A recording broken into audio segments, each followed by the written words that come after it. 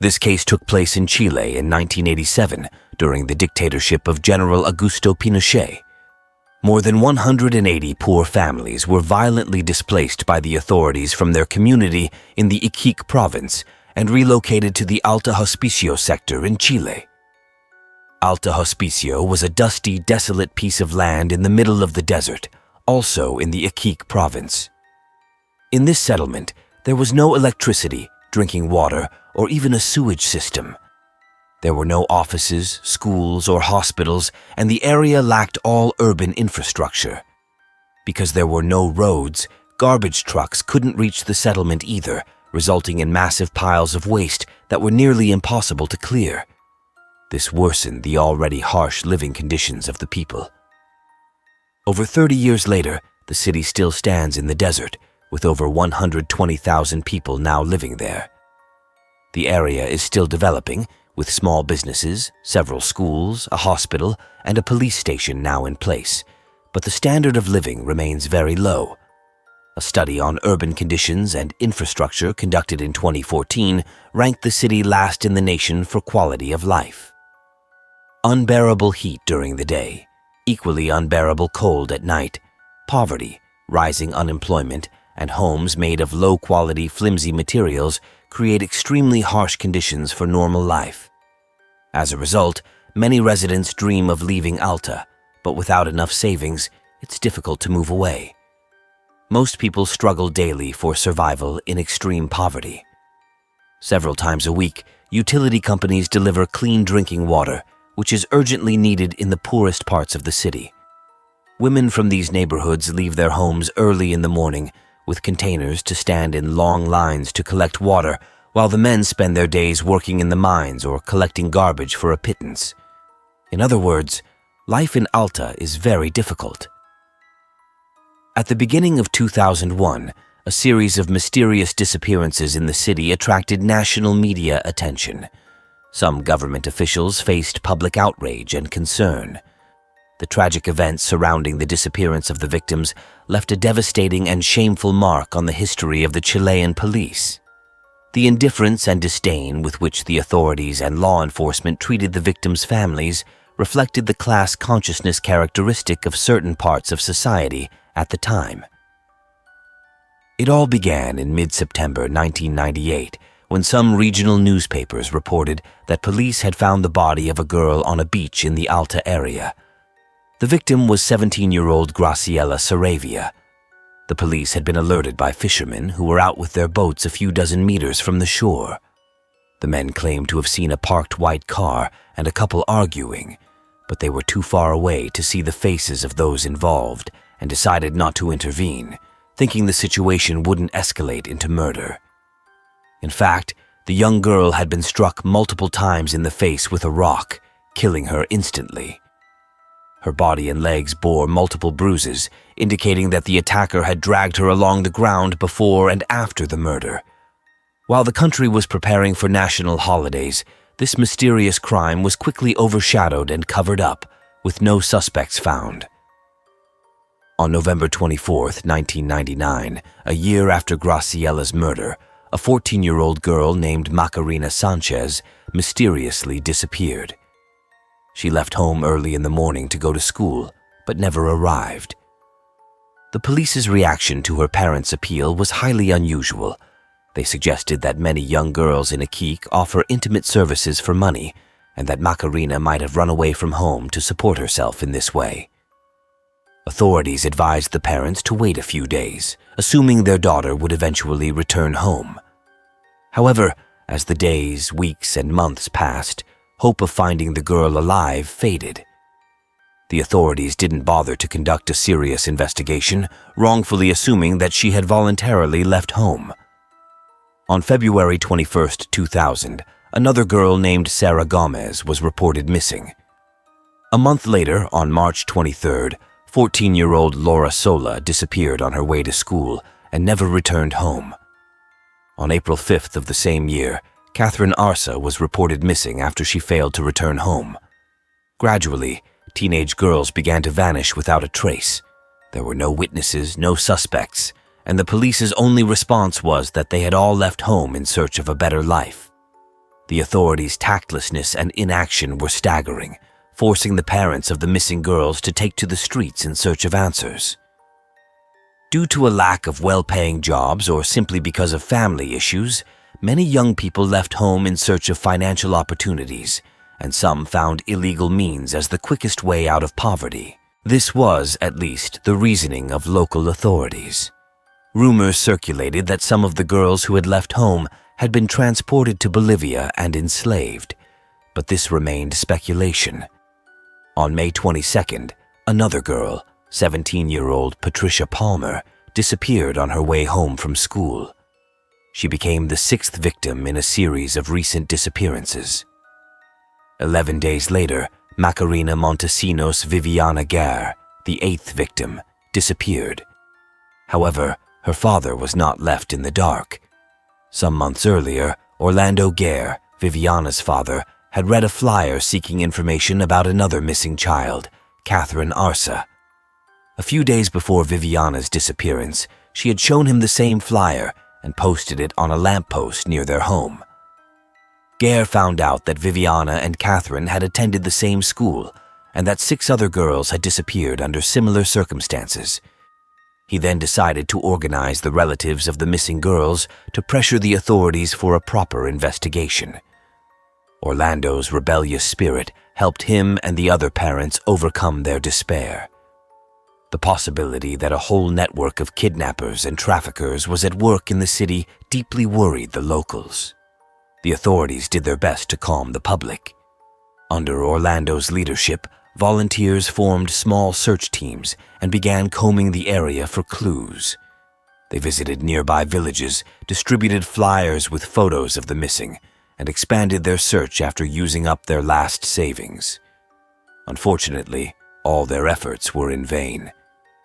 Weeks later, during another search in remote areas, the first clues were found. On June 18, 2000, a school uniform and a backpack were discovered at a garbage dump relatively close to the city. These items belonged to Viviana Guerre. A few hours later, personal belongings of Catherine Arsa were found at another dump. Some of the recovered clothes were stained with blood. In the following months, the actions of the missing girls' parents garnered widespread media attention. One of the most chilling and heartbreaking images was when the grandmother of one of the missing girls found her granddaughter's underwear at a garbage dump. Her cries of disbelief reflected the pain of all the parents who had yet to find their daughters. With the belongings of the girls in hand, the relatives organized small marches, which gradually drew media attention to their plight. For the first time, the case and its strange circumstances became public. All the girls had disappeared either on their way to or from school. The parents were unanimous in their belief that their daughters had not run away from home and that something terrible had happened to them. They were all conscientious students from modest but respectable families with strong values. In other words, these disappearances deserved serious attention and a proper investigation by the authorities. Over time, public pressure grew, and the demonstrations organized by the relatives of the missing girls attracted more supporters and concerned citizens. Orlando Guerre continued to pressure the authorities and even secured an audience with then Chilean President Ricardo Lagos, who was on a business trip to Iquique. The president agreed to give the desperate parents some of his time, but remained cold and unsympathetic. He assured them that the police were doing their best to find the girls, but for now, they needed to be patient. With that, the president ended the meeting and left, unwilling to listen to the parents' accusations against the police. Later, Lagos told reporters that he believed the investigation was the most thorough the country had ever seen. He also assured them that he was willing to meet with the parents of the missing girls again if they had any new facts that could influence the investigation. In other words, he shifted the responsibility for gathering evidence onto the parents. Many public figures, whether politicians or simply celebrities, commented on the case. The well-known psychiatrist Maria Cordero visited the city in September 2001 in connection with her participation in a psychiatric congress. When asked about the case, she said, "May the families of the missing girls forgive me, but I'm sure they left home in search of a better economic future." She believed the poor living conditions had driven them to leave. Cordero made this statement before the girls' bodies were recovered from abandoned mines and garbage dumps. On October 3, 2001, events occurred that changed the course of the investigation. A local egg supplier was driving his truck along the road, connecting Iquique to Route 5, when, around noon, he saw a girl walking alone by the roadside. She appeared thin, dirty, and confused. The man didn't hesitate to stop and ask if she was okay. The 13-year-old girl explained that a man had abused her, thrown her into a deep shaft, and tied her hands. She said she had lost consciousness during the fall, but managed to free her hands when she woke up and made her way to the surface. She then walked to the road to seek help. The girl was brought to the police station and then taken to the regional hospital.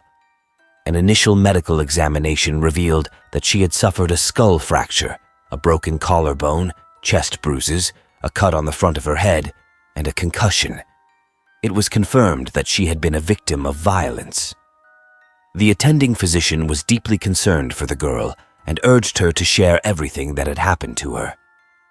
The girl's name was Barbara, and during police questioning, she recounted how a man, posing as a taxi driver, had offered to drive her to school early in the morning. Barbara agreed, but once in the car, she realized she had made a mistake. At some point, the attacker pulled out a knife and ordered her to sit still, or he would kill her. He then drove her to an abandoned mine in the middle of the desert, where he committed the heinous act. They both got out of the car, and the man forced Barbara to kneel in front of the mine. He told her he had killed people like her before. Barbara was terrified, begging him to let her go, trying to calm him down, but the man ignored her pleas. After a while, he pushed her into the mine shaft and started throwing heavy rocks at her. Several hit her head, and she lost consciousness. It could be said that Barbara was lucky, as she landed on the ledge of a cliff about 10 meters down. Otherwise, she would have fallen to the bottom of the 200-meter deep mine and died instantly. When she woke up, she found herself unable to move because of the rocks the murderer had thrown on her. Barbara waited a few minutes before standing up and trying to free herself. She had lost a lot of blood, her head was shattered, and she fainted several times on the way, but she survived and walked 4 kilometers to seek help. The next day, Barbara's mother filed a complaint for kidnapping, rape, and attempted murder. As a result, the police launched an operation to arrest the suspect. There were suspicions that the attacker was not only a rapist, but also a serial killer. None of the police officers involved in the operation had experience with such cases, as serial killers were extremely rare in Chile. They had to rely on the word of the girl who had miraculously survived. Barbara provided details that could be crucial in catching the perpetrator. She described the man as middle-aged, with black-dyed hair, driving a white car, and wearing a shirt with the municipality's logo. She also remembered that 2 small stuffed animals from the children's TV show Bananas in Pajamas were hanging from the rearview mirror. The following morning, police officers at a checkpoint stopped a white vehicle. The description of the suspected rapist and murderer had already been distributed to all officers in the area. The patrol officers asked the driver to get out of the car and noticed the same banana figures hanging from the mirror. The driver, 37-year-old Julio Perez Silva, didn't appear nervous. The officers informed him that he needed to come to the police station because of an issue with his license plate. Silva willingly agreed, making no attempt to flee or explain himself. However, once at the station, his confidence vanished when he learned that he had been arrested for an alleged rape the previous day. Barbara recognized the suspect in a video provided by the police, filmed while he was in his cell. She also identified his white Mazda Capella, the bananas in pajamas figures, and the homemade knife he had used to threaten her. Within hours, Silva underwent hair, semen, and blood tests, as well as psychological evaluations, and his fingerprints were taken. Under pressure from the authorities, the accused admitted to having had consensual relations with Barbara, which was itself a serious crime, given that she was a minor. However, he denied attempting to kill her or being involved in the disappearances and murders of the other girls. Meanwhile, police searched Silva's house, where he lived with his partner Nancy Buero and her daughters. They were shocked when the police arrived. During the search, a shirt with the municipality's logo, previously described by Barbara in her statement, was found. Julio had been in custody for just 24 hours when the news of his arrest hit the front pages of all the local newspapers. The police hurried to inform President Ricardo Lagos that a suspect had been arrested in connection with the missing girls and that he might be a serial killer. This could have meant that all the public claims by the authorities suggesting that the missing girls had run away to engage in illegal activities were false and exposed the incompetence of those handling the case. The police continued to pressure Silva, hoping for a confession as soon as possible. However, Silva refused to take the blame. The extreme measures taken by the officers to obtain a confession were, to say the least, controversial. The prisoner was denied food, water, and sleep for 3 days. After a tough interrogation on Sunday, October 7th, Silva finally confessed to killing 3 underage girls and dumping their bodies at the bottom of an abandoned mine. Shortly after, he admitted to more victims, stating that some of the bodies were buried in various garbage dumps. The police tried to conduct their investigation in secret, but information quickly leaked to several national newspapers. The first bodies were found on Tuesday, October 9th, at small garbage dumps around Iquique. Later, Silva himself pointed out where he had hidden some of the children's remains. After the discovery of the first 4 victims, it was decided that their bodies would be sent immediately to the forensic service, as the remains were already in an advanced state of decomposition, making identification difficult. On October 11th, the parents of the missing girls were summoned to the forensic service to identify the remains. Most of the bodies were identified shortly thereafter. The public reaction was swift, and the case shocked the entire nation. Social pressure on law enforcement grew, and it became clear that many of these cases hadn't even been registered in the system. Meanwhile, officers began blaming each other, trying to evade responsibility, which led to the resignation of several high-ranking officials. The case revealed the shortcomings of various government agencies and triggered a political earthquake. For weeks, the news of the serial killer's arrest dominated the front pages of the media. Chile hadn't seen a serial murder case since 1982, when 2 police officers, known as the psychopaths of Villa del Mar, killed 10 people. The funeral of the victims of the so-called psychopath of Alto Hospicio took place on October 15th at the cathedral in Iquique. When the victims' parents returned home, they wondered if they could have done more. Amidst pain and poverty, they had made enormous efforts to find their children alive. They had shown the country what it means to fight for those you love, and had taught the nation to listen to the cries of the suffering with more sensitivity and understanding. Psychiatrists, psychologists, and forensic experts questioned why Silva had committed such brutal crimes. Silva himself couldn't explain it. Julio was a serious man, quiet and even withdrawn, obsessed with cleanliness. At first glance, he seemed friendly, but he never had any friends. Julio Perez Silva was born on July 15, 1963, in the port city of Valparaiso. His former classmates and teachers remembered him as a quiet and calm child. Due to his family's modest financial situation, he was forced to attend school in rubber sandals and without a uniform, which made him the target of constant teasing. Silva's father was an extremely violent man who regularly beat his son and wife. From an early age, Silva was used to being afraid of his father. At the age of 7, Julio fainted for the first time when his father slammed his head against a wall after Julio had entered the room without asking for permission. After that, he tried to avoid his father whenever possible. According to Silva, he was molested by an older boy at the age of 11, but he kept it a secret because he was extremely embarrassed. As a teenager, the future criminal dropped out of school due to poor academic performance and lost interest in studying. From the few memories of those who knew him, Silva's favorite childhood hobby was playing soccer. He regularly participated in neighborhood tournaments and was quite talented with the ball, but as soon as the games ended, he would shower, get dressed, and leave without speaking to anyone. At the age of 22, Julio married, and soon the newlyweds had 2 daughters. Unfortunately, the marriage didn't last long. Silva then met another woman who also had 2 young daughters. Those around him said he was an excellent husband and treated the children as if they were his own. He worked regularly and was a friendly neighbor. However, rumors of an alleged attempted rape of one of the girls also ended this relationship. Julio then moved to the northern city of Iquique to start a new life.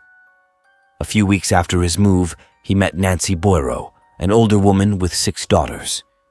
Together, they moved to Alto Hospicio, where they later settled in a small, modest house. In mid-1998, Nancy managed to sell a small piece of land in Iquique, and with the proceeds, she decided to buy Julio a used car and pay for driving lessons. At that time, Silva worked as a laborer loading salt bags and earned very little. The financial situation became increasingly difficult, so Julio decided to earn extra money as an unlicensed taxi driver. Around the same time, a series of disappearances began in the region.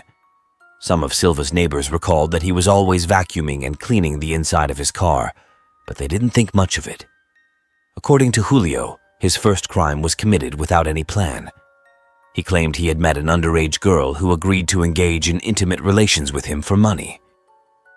When they reached a secluded beach, Silva allegedly realized that his companion had no intention of doing anything and only wanted to steal the money from his glove compartment. In a fit of rage, Silva attacked the girl, hitting her in the face with a rock until she died. A gold medal with the emblem of a soccer team, which Silva's partner had given him, was found at the crime scene. Unfortunately, this information only came to light after the case became widely known. The police officer working at the scene simply took the medal, assuming it had no connection to the crime. This action further highlighted the low qualifications of some police officers. Thanks to his car, Silva could move freely around different parts of the city, offering rides to teenage girls. He targeted young girls who agreed to get into his car under the pretext of giving them a ride along the desolate streets of Alto Hospicio. After several psychiatric and psychological evaluations, it was determined that Julio Silva suffered from antisocial personality disorder and displayed severe antisocial behavior that prevented him from forming emotional connections with others. Despite this diagnosis, Silva seemed outwardly friendly. He was sometimes able to hold conversations with those he met. His partner Nancy, for example, claimed that he was loving, open, and attentive in their relationship, giving her massages and even bringing her breakfast in bed. She also said he had never been aggressive. The only strange behavior Nancy noticed was catching Julio several times, staring nervously and excitedly at other women. As the investigation continued, more bodies of missing girls who had disappeared between April 1999 and August 2001 in the Alto Hospicio area were found. However, Silva denied knowing anything about them. On February 26, 2002, Julio Perez Silva was found guilty of 14 murders and 1 attempted murder. Throughout the entire trial, the defendant showed no emotion, expressed no remorse, and never apologized to the families of his victims. He maintained his innocence, claiming that the police officers had framed him and coerced him into confessing. Silva stated that on the day of his arrest, he had been beaten and tortured by the police until he couldn't bear the pain anymore and decided to accept the accusations against him. Given such serious claims, the authorities assumed Silva had lost his mind and was simply lying. However, it was clear that some people remained unconvinced. Soon, various rumors began circulating in the country's information channels. One of the darkest rumors surrounding the case was that Barbara, the only surviving victim, had been involved in a romantic relationship with Julio and had helped him lure other girls into his car for abduction. The families of the victims refused to believe this and publicly expressed their trust and support for Barbara. Reports suggest that Barbara was never able to finish high school. As a result, she eventually left the city and was said to have lived in poverty on the streets. Julio Perez Silva was initially incarcerated at the Tapar prison, but was later moved to solitary confinement in another prison in the capital region. 4 guards monitor his every move around the clock to prevent him from committing suicide, which he had attempted several times. Despite his unpredictable behavior, Silva occasionally behaves well, listening to music, watching movies, and making crafts. He is also allowed to play soccer with the prison staff a few times a month. He has never been placed in the general population of the prison, as it would be impossible for him to survive there. Other inmates had already sworn to kill him at the first opportunity. The families of the victims have yet to receive a proper apology from the authorities. President Ricardo Lagos granted them modest houses of barely more than 50 square meters and laughable lifetime payments of $200 as compensation. Thank you for watching and take care.